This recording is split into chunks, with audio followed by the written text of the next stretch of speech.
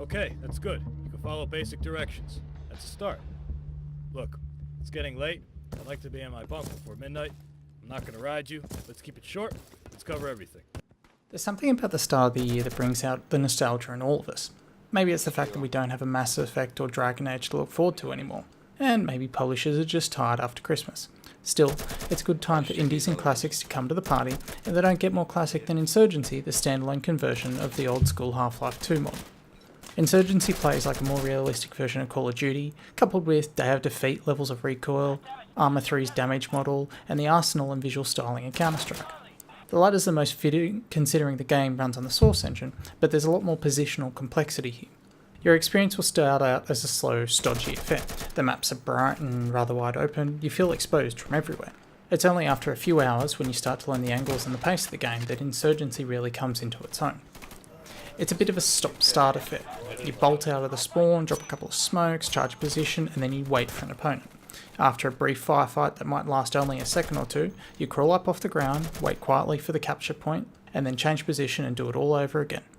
Since death is forever imminent, communication is crucial. Insurgency is best played with a couple of friends or a full team because of that, considering how many angles and areas there are to cover. Even just having one or two strangers on a microphone makes a world of difference. But while there's a definite appeal to fans of hardcore shooters with Insurgency, New World Interactive have made deliberate attempts to keep everybody else on side too. Skirmish, for instance, gives both sides multiple respawn waves and capture points. If one side runs out of reinforcement waves, the remaining squad mates have to cap an objective so the rest of the team can instantly spawn. It's great for spectators and players. Firefight reduces the number of objectives from 5 to 3, with teammates only respawning after an objective has been captured. There's a fun twist on the search and destroy mechanic where 3 bomb locations are chosen out of 5, forcing the attackers to scour the map to find where the real bomb caches are. Strike functions a lot like Assault from Unreal Tournament, where one side pushes from one objective to another and receives more reinforcements and bonus time as they progress. Another enjoyable twist is the wide range of attachments and loadouts available. Like the original mod, each player has 10 supply points that can be used on rifles, grenades, armour and attachments. Additional perks like armour-piercing bullets or a flashlight are available, and it's all explained through a simple training course which covers the stamina, movement, aiming and everything else you need. Sadly, the training bugged out when I tried to complete it, although most of the controls are fairly self-explanatory anyway. Insurgency also crashed a few times when playing, mysteriously bombing out to the desktop with no alert whatsoever, although most of those issues have now been fixed since launch. And for what it's worth, Insurgency isn't the prettiest game going around. It's made by a small developer, you kinda have to expect that. Conversely, Insurgency feels very familiar.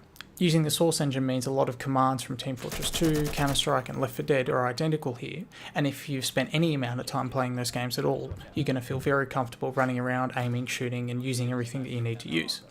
Insurgency is like a fine wine. It's a complex, methodical, sensible shooter that gets better the more you put into it. The only problem really is then bugs and the team kills, and that's going to be sorted with developer time and player time. Once you get past that, you've got an excellent, albeit hard shooter that offers all the satisfaction from, say, Day of Defeat or Counter-Strike, without the modern habit of pandering to the lowest common denominator.